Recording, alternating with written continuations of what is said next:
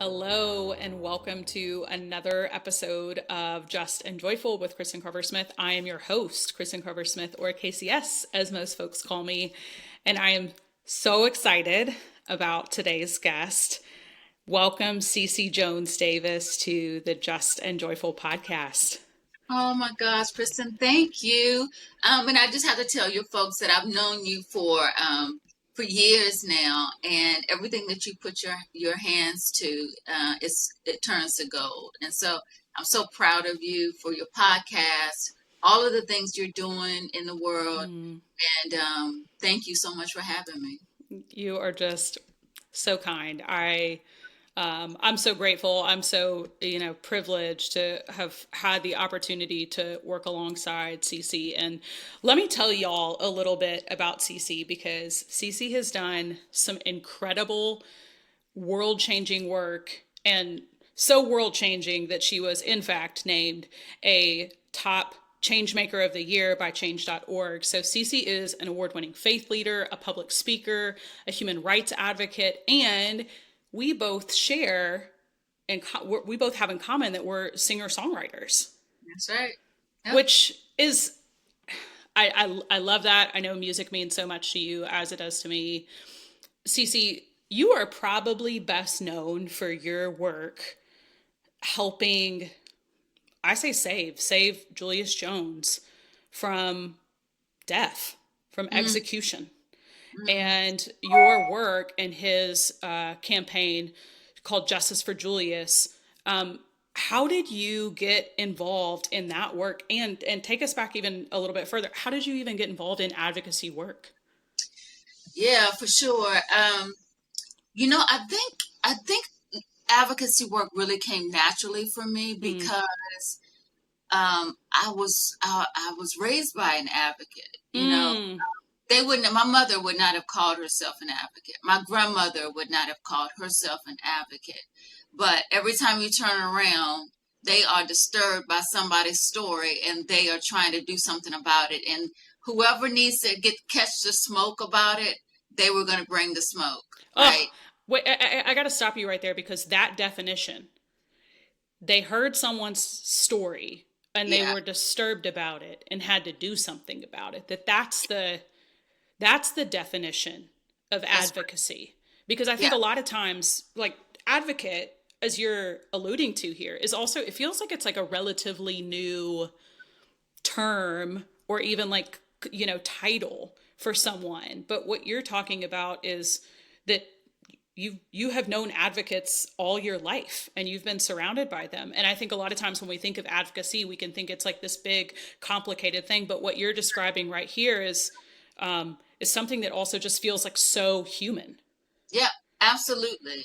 And I always define advocacy as allowing someone's story to live through you. Mm, You allow somebody's story to live through you, you take it extremely seriously. mm, And I saw my grandmother do that. We're from a really small town in Virginia, and she wrote the obituaries for almost every Black person in our county for 30 years wow.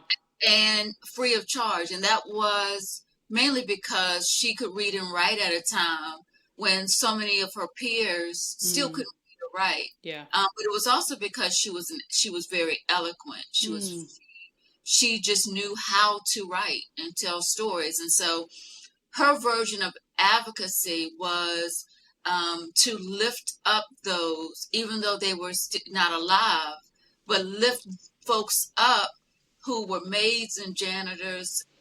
And by the time she was done writing, they were kings and queens, wow. and put them in the newspaper because she thought that everybody's life mattered, and she wanted people to see those names in the newspaper. Mm, And so my grandmother taught me a lot just by her embodying yeah. the work of advocacy. Yeah. Important it is that when you have particular gifts, whether it's writing or singing or speaking, or you were able to get a higher education or whatever it is, Yeah. all of that Yeah. is for the service of others, Mm, right? Every bit of it. Now, my amen. mother caught that bug, but she took it up a notch. My mother is the woman that you do not want to see coming up your step, knocking on your front door. Because if somebody's house in our community has burned down in the middle of the night, you can best believe that my mom is at your door at 6 a.m. knocking, saying, Wow. Susie, now, last spring I saw you had a sofa down there in that basement. We're going to need that sofa because such and such house burned down, and now she needs a sofa. Wow. She is bold, and she is on fire about helping people. Yeah. She's always been that way. Yeah. She's always been that way. And so, again, they would not have called themselves advocates, but I got it very, very naturally. Yeah. I got it very naturally. And so when I went to seminary, it was an opportunity for me to really explore what my calling was, what is in the world, right? And I knew while I was there that I didn't fit into this perfect box of like faith leader. I knew that I may or may not pastor a church. Yeah. I just knew that I wasn't like this traditional minister, but that I was called to the ministry. And so I started to volunteer at a hospice called Leeway, and it's one of the oldest AIDS hospices in the country. And through that work at Leeway Hospice, working with people who have been pushed to the absolute edge of society when they needed people the most on their dying beds. Yeah.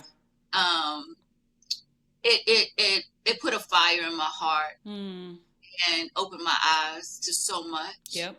And so ever since then, I've been on a journey to help people, not because I'm seeking them out, but because somehow God always brings them to me. Amen. Amen. Oh, that's so beautiful. And I love that you said you knew that you weren't going to be a traditional minister, but you were called to ministry. And I think a lot of our listeners can identify with that, of feeling like perhaps they're supposed to, move into a specific field, or they have this calling, but it doesn't feel quote unquote traditional. And it's not lost on me that my agency is called The New Fashioned, right? It's that the old fashioned version didn't feel like it applied to me too. And I think a lot of people are trying to navigate that for themselves, as maybe some of the traditional systems, the traditional institutions, traditional career paths don't feel true, but the calling does. And so I love that you're modeling another path for people. You're modeling another way for folks. And so I'm curious, how did you come across Julius Jones' story, and what was it like for you to go on that journey? And what did you learn about yourself from that particular experience? Because I think the through line is still similar of helping someone. And you talk about being pushed to the edge, right? To the margins. It's like that. There's still a similarity there, but you talk about very different worlds. Sorry. I'm sorry. Oh, you're good. No, you're good. Just turn my heater down. I have a little heater at my foot, and it's about to burn me up. So it was either get crispy in here on this podcast or to turn it off. So, this is the real. Y'all, it's cold. Like, we have to stay warm. It's cold. Yes. And even in the summertime, my office is cold. Okay, back to what you were saying. We're here for it. So what was it about Julius's story? Like, how did you even come across Julius's story? Yeah. So, I don't all the time tell folks the very, very beginning of the story, because, everybody can't relate, but Kristen, I know that you are a person of faith, and so this might ring a bell for you. Yeah. My family, we were living in Oklahoma, and we had been living at that time in Oklahoma for 3-4 years. And we were considering leaving Oklahoma to go do something else in another state. Long story short, I heard God say, "You cannot go yet. I have something you to do. Yep. And I told that to a couple of my friends, and so we all started just praying about Of that, right? course. Yeah. And a long story short, my husband came to me one day out of the blue. I didn't tell him this because he's Mm. not this, the spooky kind of person. But I didn't tell him, but he just came to me out of the blue and said, let's just stay Mm. for a while, out the blue. And Yeah. I knew that Yeah. that was God, right? Yeah. And so stayed fine. All right, Lord, I'm here. Yep. And a month later, I was home, um, like going through the channels. I came upon a documentary called The Last Defense that Mm.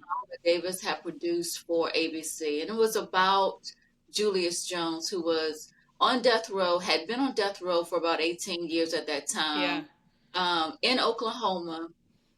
And the documentary raised, his family in the documentary raised so many issues in this Mm. case. Yeah. And Viola Davis produced this about him because something was wrong, Yeah. and he should not have been on death row. And so I I was really disturbed, Yeah. right? Held the first community meeting, just went to social media to post, hey, if you've heard about Julius Jones, Mm-hmm. want to figure out what we can do about it, meet me at this church on Saturday.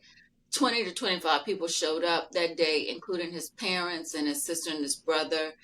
And the weight that those folks have been carrying for so long, the way that Mm. they have so heroically held on to Julius just to keep him sane Yeah. and keep him alive all those years. Um, I just immediately connected with them. Mm-hmm. I have so much respect for them and what they've been through. And that community meeting started what became a movement. Wow. And you know, eventually celebrities got involved, Kim Mm-hmm. Kardashian and others. Mm-hmm. An organization called Represent Justice came Yep. along and funded us and Yep. helped us. And so this really, really was an effort of we the people. Like it Amen. was an effort with people, and that's what I've learned out of this. That when people come together, anything is possible, right? Mm. And that Mm-hmm. people are stronger than systems. We really are. Yeah. Um, and so, long story short, it was a fight. It Mm. was a tussle. It was a knockout, drag out with the state of Oklahoma because the state was not willing to concede. They were not willing to admit that some mistakes had been made. They weren't. Right. They'd rather somebody die. Right. They have to admit that, and so it was the last Which is minute. just such a.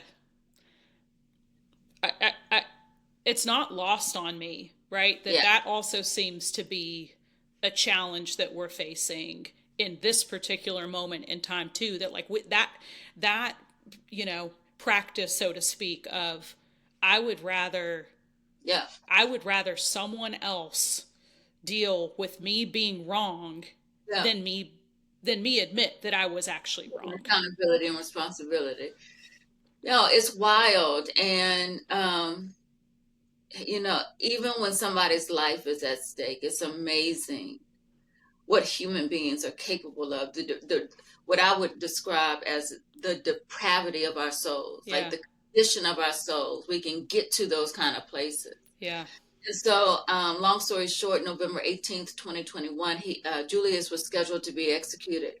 But because the world put so much pressure on the governor stopped his execution 4 hours before Yeah.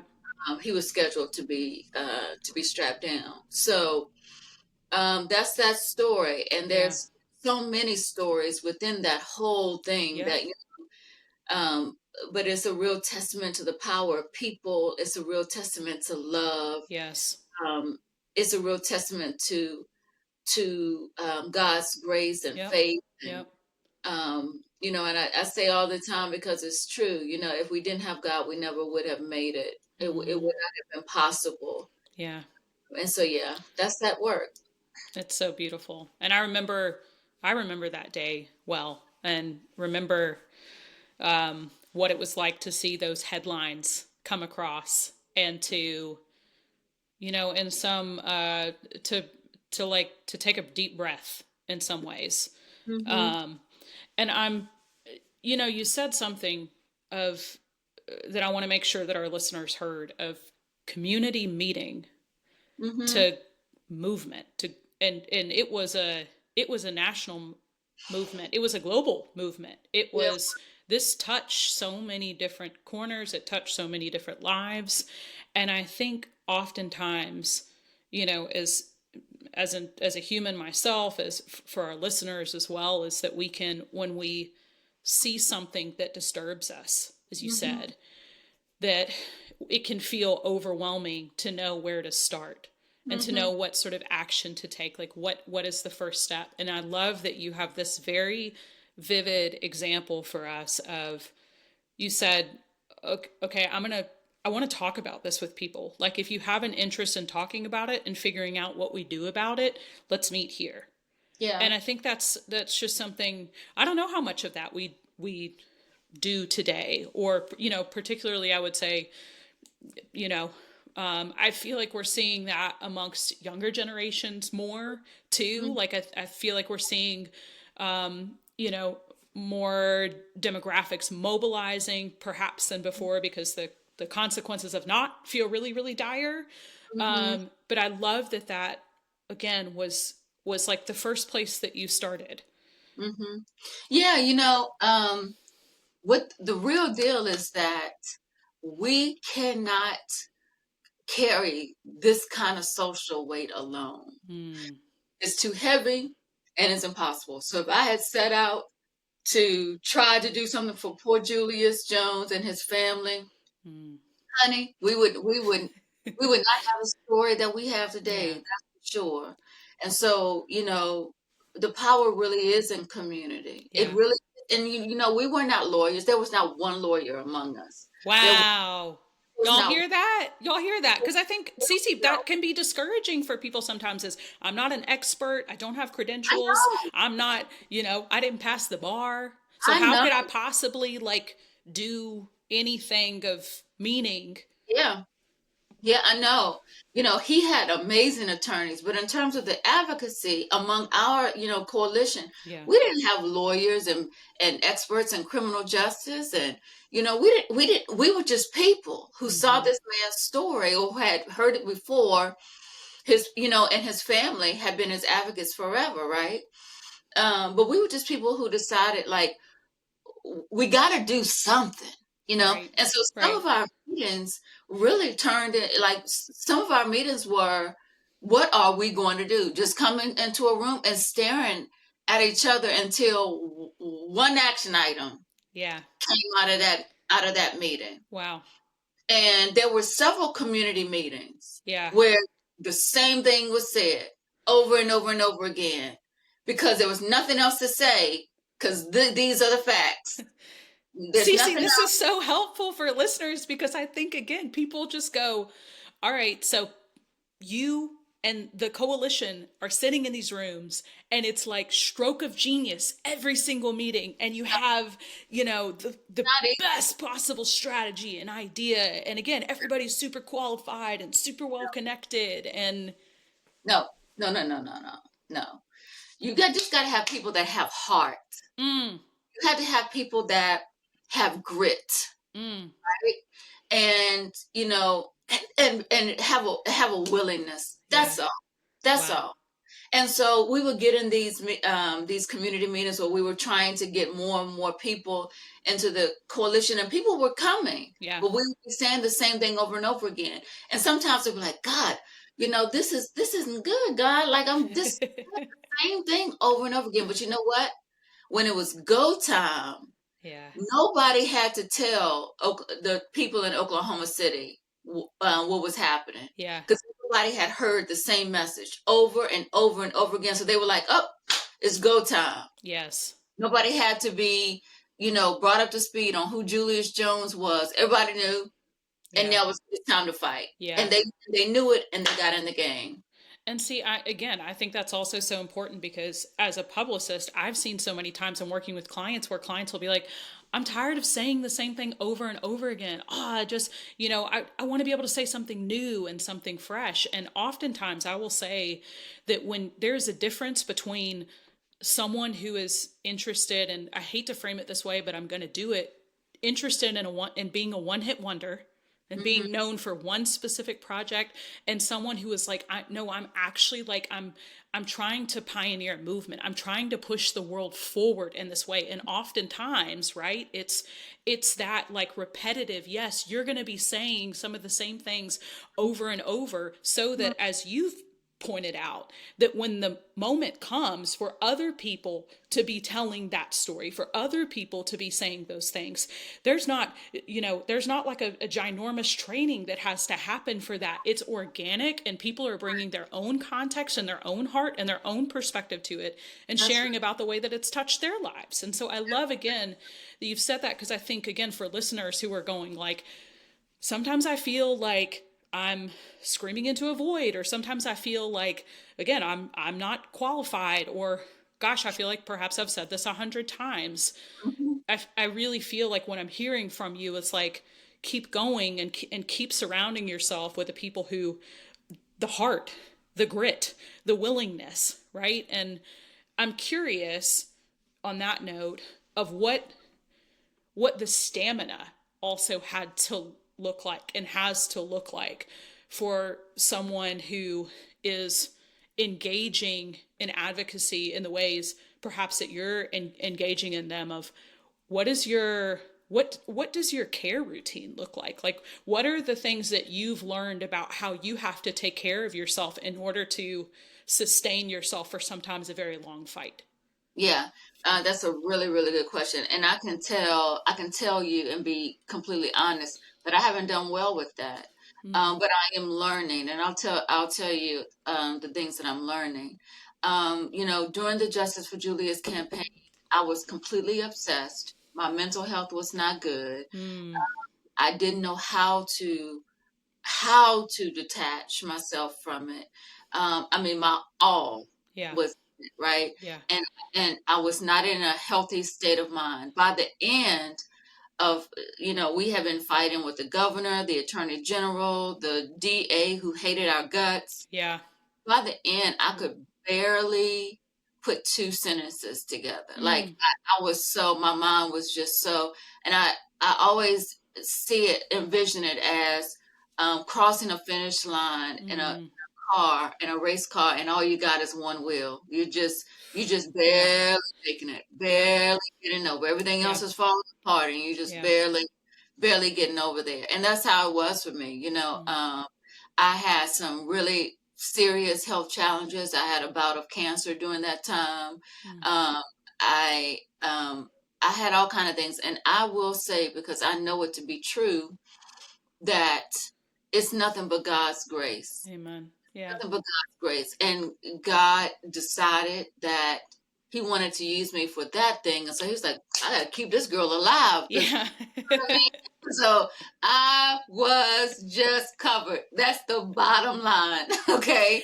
I love that you have said that, because also I have felt that in my own life. I know what it's like to go through those seasons of like, covered enough, Yeah. right? Covered enough of like, for this season. And, you know, I will say that it's like, I know in my experience, I, you know, I had a season of rest that, you know, I was thrust into, whether I liked it or not, that happened post that.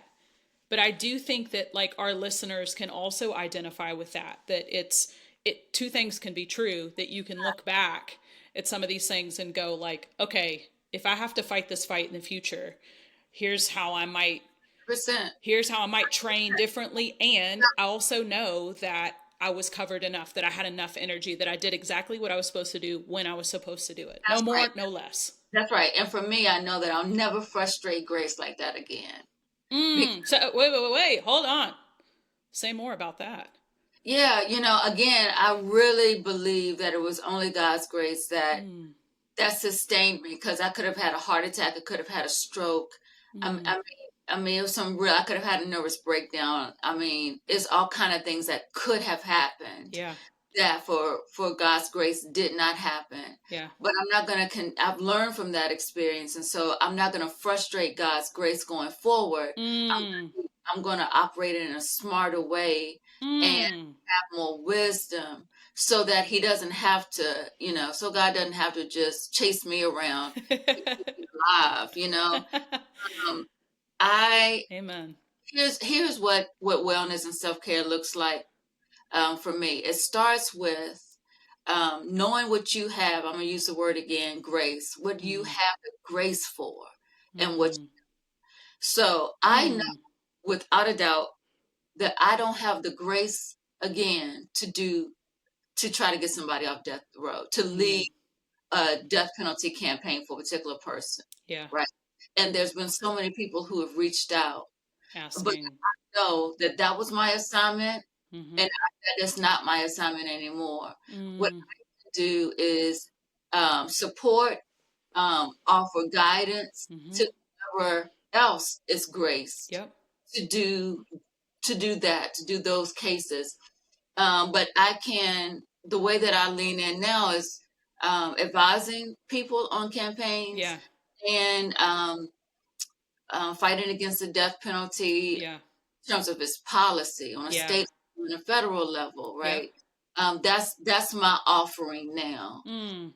So that's one way that I am taking care of myself, right? I'm clear, Yeah.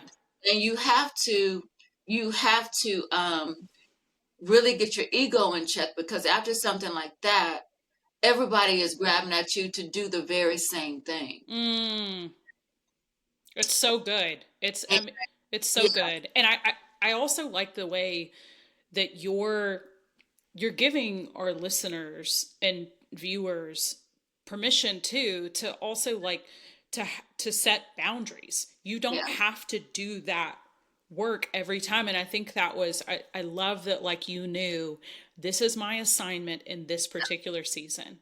yeah, And it doesn't mean that I'm not passionate about the cause still. It doesn't mean that I don't, that everything that I was, you know, uh, amplifying and lifting up in terms of what I believe about the system, whether I believe the system is, unjust, all of those things, that it's like that can still happen. I love that it's like you've moved into a, I don't want to say moved higher, but in some ways it's like you're you, you're looking at it from a different perspective now, mm, and you're working on it from a different perspective now, because you clearly understand, like, this is where I'm supposed to serve, because I'm actually supposed to do some other things in this season too.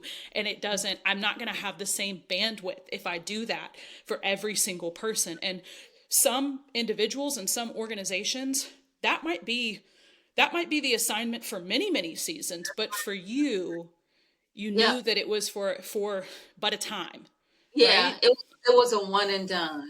In terms of um, helping a particular person Yeah. get off death row again, I'll advise teams. I've Yep. advised, several teams since then, Yep. right?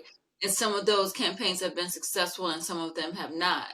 Um, and so, I very much still care about the individual who is facing death. Yes. I very Yes. much still care. Yeah. Um, and so I just support the people around that person, and I try to fight so we don't have to be in this space again, so people don't have to keep doing this. And you have a whole new experience that has given you even more tools and even more strategies and skills and all of that to be able to help other people who might face this same or similar journey. You're Right. able to equip other people now in a way that you wouldn't have been able to do before. And that is such a huge, I mean, that's such a blessing for so many folks. And so I love what I'm hearing from you too in terms of self-care is like I'm hearing discernment. I'm hearing boundaries. I'm Very, hearing like being clear. I'm hearing yeah, clarity. And I think oftentimes, again, when we think of like wellness, we don't necessarily think about those things, right? Like we might immediately go to the like, let me like eucalyptus shower and a face mask, right? yeah, And it's like, but these are the things that are so important for Hmm. wellness and are so important for us. No, absolutely. And I'll also say, that discernment is exactly right. Mm. And sometimes those of us who have mercy gifts, uh, Mm. sometimes those mercy gifts will turn around and beat us upside our heads. Ooh, say, help our listeners understand, what does mercy gift mean to you? Yeah, for me, a mercy gift is advocacy. Mm. It's seeing somebody in a tough position and wanting to pull them out of that Yeah. Yeah. position because it hurts you that they are there, Yep. right? Yep. Um, I know that, that. I know that one well, and it yeah, has. You're right. It's like I know right, it. It can come back and harm right, you. right. It can definitely harm you, and so we have to do our best to manage our gifts, manage our mercy gifts, Hmm. so that our mercy gifts don't attack us, Mm. and take us over, and so that we can have Mm. some balance in life, and that has been really, really, really important to me in the last few years. Mm. I've had to learn how to say no to some really, really hard things, Mm. because you do want to help everybody. Like, Yeah. you do want to help everybody, and it's hard to say no about these kinds of things. Yeah. But I know that I can't handle that kind of stress again. Yeah. I love Mhm. that you, again, that you have that clarity. And I think a lot of us have experiences that we walk away with a ton of clarity on, and then it's that moment of going like, I'm really clear on this is not my assignment moving forward. When Mhm. the opportunity comes for me to say no to something like that, can I do it? That's Can I right. actually say it? And I think that's sometimes where the tension, right, of like where, as you said, with those of us who have mercy gifts, that it's like the sliding of that, the backsliding of those sometimes of going like, okay, well maybe I'll just do this one, and then you get into it and like this was not my assignment in this Mhm. season, and yet you There you know are. I'm here, and it's like it's I know it can be I'll just speak from my own experience. I know it can be. I've been frustrated with myself at times because sometimes in seasons of burnout, I'm like I'm the one who I marched myself up to the burnout, you Right. know? We do. That's what we're famous for, especially as women. Like, burnout is a way of life for so many of Yeah, us. yeah, And so I'm so glad that we are we are trying to develop, and I think we're doing it, developing a culture now that does take wellness and self-care and yeah, mental health and things like that a lot more seriously than I think we have in the past. yeah, That I think that's really, really good yeah. for women, that we are starting to lean into that a lot more. Yeah, I do too. I do too. So, one of the pieces that I like to talk about as it pertains to wellness, and you know this world well, is community and Hmm. support systems. And so, I'm so curious because you brought together a community of people. You helped form a coalition.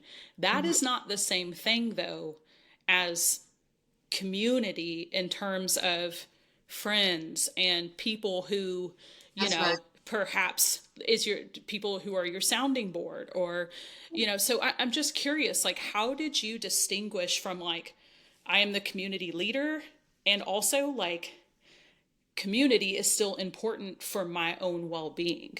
How did you navigate that? What does your community actually look like? So good. Gosh, that's a good question. I mean, doing that particular work, I made a handful of friends out of that particular work, Hmm. right?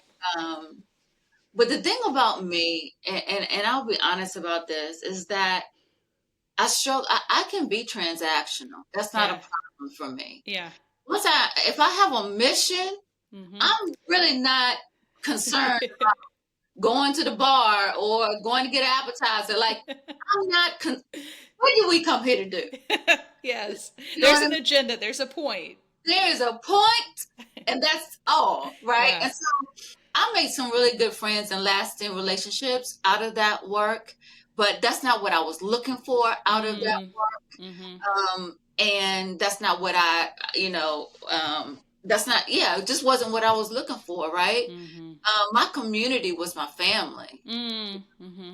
My community were the people like my twin sister, Yeah. Lily, my mom, my Yep. aunt, all these people that was calling me like, okay, now you go somewhere and sit down. I don't want to hear nothing else about you going toe to toe with a this week. Yes. Yes. Yes. Those are the people who know me. Those are Yeah. the people who don't care about. I mean, they appreciate the things that I'm doing, but Yeah. I'm just Cece to them, Right. and Right. they love me, Yep. right? And so um, I tend to separate the work that I do in Yeah. terms of coalition building, Mm-hmm. um, that is very mission and focus driven, right? Mm-hmm. From the community that takes care of me. Mm. I don't, Mm. I don't typically mix those things. I think that's so good, and here's why. I had a conversation with one of our other guests about this too, who's a therapist, and we kind of talked about how, she is also in a profession, as you and I both are, which often require us to we talk most of the day, right? We will often be listening to or in conversation with a lot of different individuals, and we can, 5, 6, 7 o'clock rolls around, and on the outside looking in, it can look like we've been quote unquote social all Yep, day. yep, And the reality is we were working, yep, right? And even though we had to use quote unquote social skills, which I would just say it's just communication skills, right? yep, Even though we had to do that, it's not a substitute for our people. It's not a substitute for our community, for our sounding boards, for our friends, for that type of time too. But I think it can get muddy for a lot of folks. And I think that's where sometimes it can be like, does this, does a friendship or relationship I have with a colleague, does that translate into do they fit inside of this community who helps care for me as well? Can that be the same thing? Should it be different? What are some of the the lines there? Is a client a friend? Are they not? Right? So I think it's so helpful for you to draw that distinction yep, for of what it's looked like for you, and to even help listeners and viewers consider, what do I want that to look like for me, and yeah. is my community who cares for me, is that actually, have I actually been using my work people, I'm going to call it my work people, is my work people my community who cares for me, and that's not, is it misplaced, do I have it wrong, does that, so I think it's just an opportunity to pause and kind of ask some questions around that. 100%. And I feel like whoever your community is, your community, Mm. you don't need to bring all the skills in the Mm-hmm. world. I can check out from talking and being at the center with a microphone for the 2 hours and come Yes. home and not have to say a word. Uh-huh. I have to say, because you are people with somebody when you can sit in a space and not have to say a word and everybody is still very comfortable, Yep. right? Yep. That's how I know who my people are. If I don't have Mm. to talk and we still comfortable, wonderful. That okay, check. What a And relief. Yes. relief. Yeah. And you know, when for me, if I already told you that I am mission oriented, Yeah. right? Very, very focused on whatever the mission is, especially Yeah. when it's something as important as somebody like Julius Jones, right? Yep. Yep. Um, I put the work first. Mm. I put the work first. Yep. Now, if over time we become friends, that's cool. As Yeah. long as that friendship does not inhibit in any way the mission, Yes. The work. the work. Yes. Yep. Yep. And so that's That's good. that's how that's kind of how I operate. But I think that has to do with personality too. Like Yeah. I'm an introvert. You know what I Yeah. mean? Like Yeah. I I get it. probably have to because I'm compelled to talk.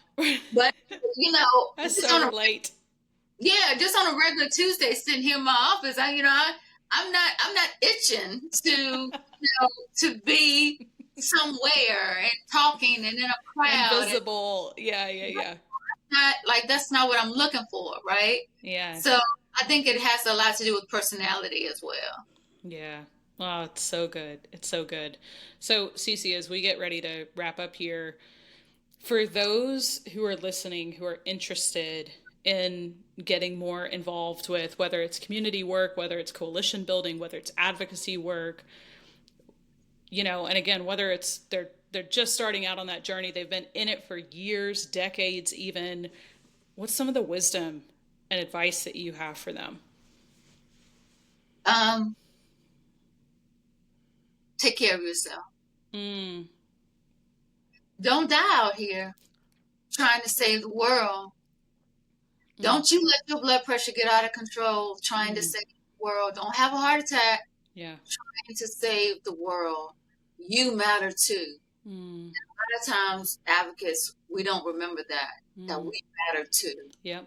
And it takes our community and our village to remind us, hey, hey, Yeah. hey, you matter too. Yes. That's one thing that I would say. And I would also say that, a lot of times, people, again, with mercy gifts, we're drawn to the sad.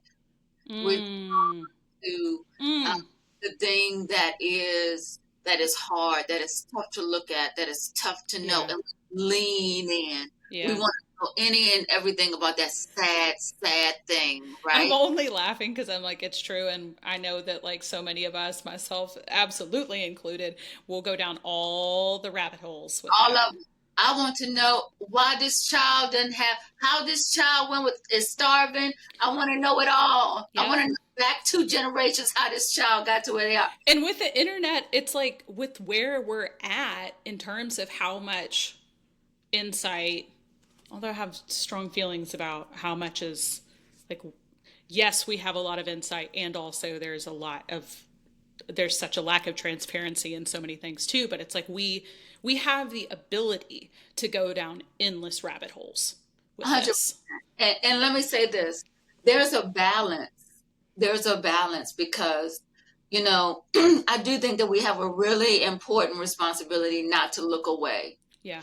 So, like, Agreed. for Agreed. people right now I'm hearing a lot of people who have a lot of privilege say, I can't watch the news right now because it's making me so sad.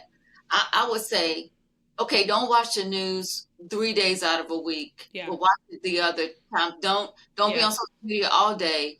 Go to Yeah. whatever website you trust to Yep. give you the touch points, because we do have a responsibility to this Yep. world, and Yep. so we won't know it, and we can't live in some blindness, Yeah. some frozen ignorance, Yeah. right? We are And each other's keepers. we are, and so that's really important. But there also is a time when you have to back up and Yeah. say, what can I offer this thing? Yeah. What's the best thing I can offer? Is it a donation? Yeah. Great, a donation. Yeah. Is it to sign and then pass along a petition? Mm-hmm. Great. Am I supposed to lead it? Okay, Yeah. cool. But you have to have a balance and know Yeah. this thing has to ebb and flow, Yeah. ebb and flow. And I Um, love that you're sharing different forms of what that can look like too, because I think back to the beginning of this conversation when we talk about your grandmother, right? Her form of advocacy looked like that's right. writing obituaries, That's right. right? Like that was like she could bring her talents and That's skills right. and gifts to to amplify the how wonderful other humans were and That's are. And it's right. like there's so many different ways that we can use the talents and the skills and the gifts and all of the things that God has blessed each one of us with as a form of advocacy, Mm-hmm. right? And so I love, again, of all of these examples, because I think oftentimes we can think of it has to look one specific way, or it has to be Mm-hmm. exercised in this specific manner or else. Mm-hmm. Absolutely. So Absolutely. And I mean, that's right. We have to work within the giftings that we have. mm-hmm. You can't, the scripture talks about um, David refusing to put on the armor of, I believe it was Saul, right? Because Mm-hmm. Saul's Mm-hmm. armor was not fit for him. It was not fit for his body, right? And so he said, I cannot wear another man's armor. Mm. And Mm. that's a word for all of us. That's a word for advocates, that I can't do something the same way somebody else does it. The way that they do it, Yeah. it fits. Yeah. The way that they say that, that fits. Yeah. The way that they're graced to move in particular ways, that Yep. fits, but it Yep. does fit Yep. you. And you can't wear another man's armor, and that's really important in advocacy work. I don't try to do my work like anybody else. Mm. I don't try to do my work like anybody else. Yep. I don't feel like I gotta lean into every single issue Yep. anymore. I used to feel like I did. I Mm. and now I don't have to do that, because that person's armor does not fit on me. That Yeah. person's calling does not fit on me. Yes. That person's purpose does not fit on me, Yep. right? And we need to live like we know that, like we can't wear somebody else's armor. And we have so many folks who listen to and watch this podcast who are authors, who are musicians, who are authors, who are advocates, who are, you know, business owners. And inevitably, all of them have come up against and will continue to come up against, you know, moments where it feels like, well, maybe I should just hit copy and paste. Like, let me just emulate what this Yeah, person has done, and let me, no, actually, I want to try to fit into the armor. And I love this wisdom so much of, you know, God did create each one of us so differently and so uniquely. And it's like, there is one Cece. There one. is one KCS. Like, there is just, and so it's like, why would I not be the one? Like, That's why would you not be the one? Like, why would we not do our own thing? And that's so right. I love that reminder, because I think we need to hear it over and over again. So thank you so much for saying and sharing that.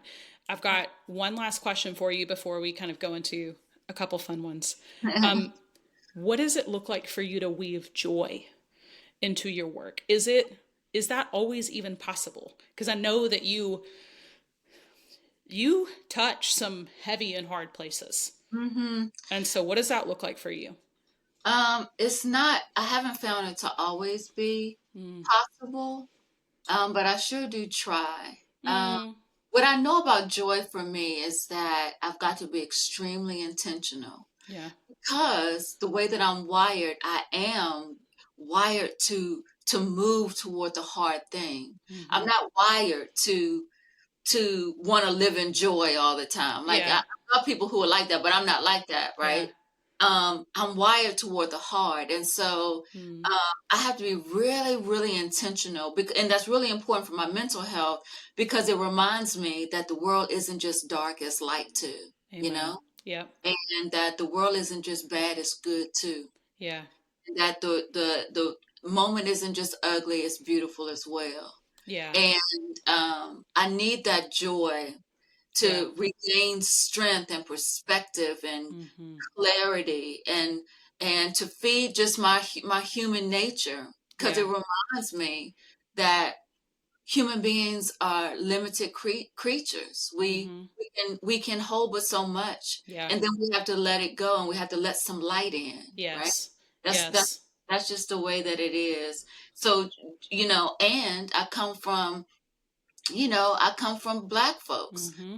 black folks who figured out in the worst of times Yeah. how to weave joy Yeah. into the worst of moments. This is Yep. where our music comes from. Yep. This is where our dancing comes from. This is Yes. where our cooking comes from. This is where our storytelling comes from, our clothes comes from, our culture Yes. comes from. It's because in the midst of some really hard Yeah. things, historically, we Yep. have found the energy to turn toward the light and to create Yes. and to laugh and to Yes. pray and to play and Yes. to reject what the world has had to say about us, Yes. and believe that we deserve the same things that other people deserve. Mm. So Mm. so joy is almost a response. I see it almost as a responsibility Mm. because of where the people I come from. I Yeah. look, I'm not facing nothing hard compared to Right. what my ancestors have What they faced. So experienced. if they lean into some joy, I better lean into some. I owe it I to them love that. to Yeah. lean into some. Yeah. And I think, I know earlier in this conversation, you were talking about the work that you have done and the places that you've walked and the things that you've seen is that a lot of times that has taken you into places where you've seen the depravity of Mm-hmm. human beings. And I also think about how some of those spaces have also allowed you to see some of the best in Oh my. humans too. And, and so this, you truly have this like, I've seen the spectrum, Mm-hmm. right? And so it's a hard thing to hold, but I think it's so powerful. Mm-hmm. It is, and you're exactly right. Like I have seen human beings at their very, very best Mm-hmm. in advocacy work. Yeah. What we see in Minnesota Yeah. is human beings, as far as I'm concerned, Yeah. is Yes. human beings at their very, very best. And we are at our very best when we are taking care of our neighbors, Yeah. whether we know them or not. Amen. We are Yes. at our best when we're working together, Yes. solve problems, and to amplify each other's humanity. That's when we're the best. Yes. Mm. Mm. Whew. Cece, this conversation could go on forever, and obviously we will have to have you back at But some point. But come back. as we wrap up, I want to ask you a couple fun questions. What shows, books, or podcasts are you just obsessed with right now? Okay, I'm obsessed with Outlander on. Okay. Uh huh. I've been scrolling by. It seems like it's an old thing because it's got at least 7 seasons, Uh I huh. think. Yep. But I had no idea. Okay, and so I just one day clicked on it, and now I'm hooked. And Right. now you're So I hooked. started a couple days ago, and I'm plowing through. Every Yeah. day. The book that I just love right now is called Renouncing Violence. Mm. It's by Sister Mary Margaret Funk. She's a nun Mm. in Indiana. Yeah. And in this book, she talks about the affliction of anger. Um, Mm. Christians, you probably want to have Sister Meg come Okay.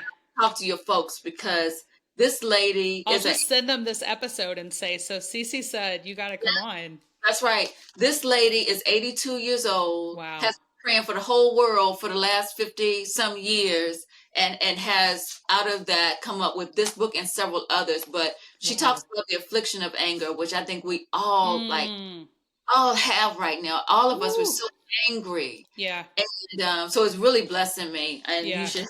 you should have Sister Meg. I love her so much. Yeah. Such a good topic. I have a million things to also say and share on anger after going through, my own experience. And I think, in with all the therapeutic programming and stuff like that I've gone through, right?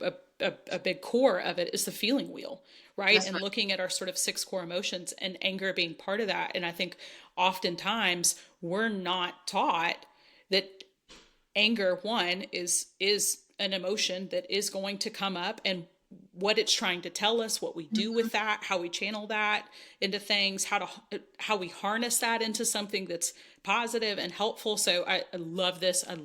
We'll definitely have to have her on. Okay. Speaking of feelings and emotions, what is your go-to resource when you're feeling overstimulated? When I'm feeling overstimulated, Mm-hmm. it's weird. It's weird. I'm one of these people who turns to true crime. You know, I do. I turn to true That crime. is a first. I'm Yes, here for it. yes. This is how I decompress, and I think there's something psychological. I need to talk to my therapist about this. But I go to true crime, and I go to horror movies, horror shows.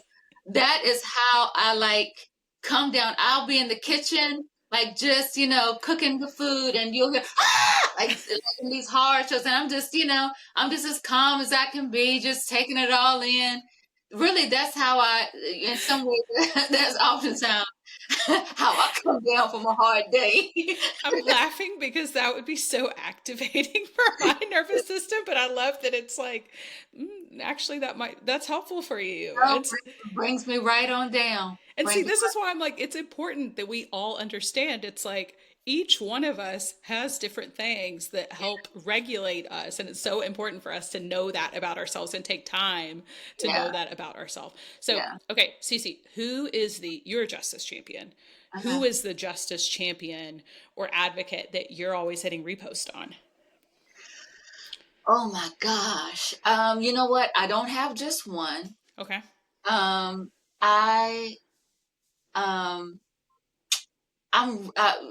my heroes in justice work. Shane Claiborne with Red Letter. Yes. Mike McBride with Live USA. Does national gun violence work and mass incarceration work. My soul sister, Reverend Tracy Blackman, we do a lot of work together, right? Yes. Oh my God, in the list I have written. What a list this is! I'm telling you, Lisa Sharon Harper. Oh yeah. Have not plugged into Lisa, please do so on Instagram. Lisa Sharon Harper. These are folks who have been at the work for a very long time. They are some of the smartest folks I know, still the most compassionate people. Yes. Because this work, you could build a crust over your heart in a minute, but these people are still the most compassionate people, the most energized people to do what's right. And so, those just to name a few. Beacons. Yes. Beacons. Absolutely. All right. Last question. What's something that's bringing you joy right now? Oh, okay. So you can't see it, but I just got some new things in my office. My office space is like sacred to me. So sacred. And so if I were to turn this thing around, it's like color all over it. It's just a hodgepodge, but I got like a new throw for my chair. I got we love a good throw. A plant. It's a fake plant, but a plant all the same. I got some new curtains in here. Look, we don't need it to be responsible for keeping other things alive right now, right? And no, I know I cannot.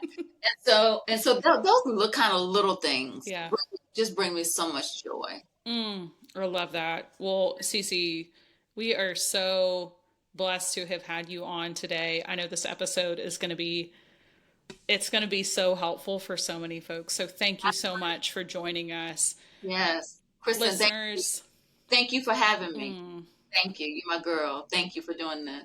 Thank you for saying yes. Absolutely. Listeners, you all can find more info about Cece at cecejonesdavis.com or by following her on social media at Cece Jones Davis. Cece, thank you so much, and we look forward to having you on it again in the future. All right, I'll be back. The Just and Joyful podcast is your host, creator, and executive producer, Kristen Carver-Smith, executive producer, Angelina Burkholder, and production engineer, Joshua James. Subscribe wherever you get your podcasts.